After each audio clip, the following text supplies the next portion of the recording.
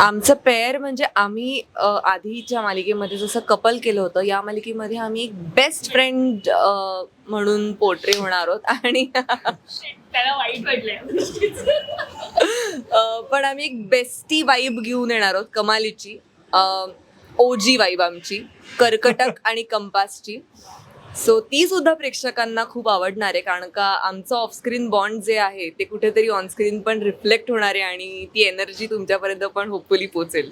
साधारण आम्ही एकमेकांना इतकी असंख्य नावं ठेवलेली आहेत, त्यातलंच कदाचित हे एक कर्कटक आणि कंपास आहे. आणि जसं रसिका म्हणाली की आमची ऑफस्क्रीन इतकी अफलातून केमिस्ट्री आहे, आम्ही एकमेकांशी इतक्या वात्रटपणे वागत असतो, दंगामस्ती करत असतो, तेच तसंच ऑनस्क्रीन असणार आहे. त्यामुळे मला वाटतं की आम्ही मेकअप रूममध्ये एक सीन करतो, तो करून आम्ही कॅमेऱ्यासमोर एक सीन करतो, पुन्हा एक सीन करतो.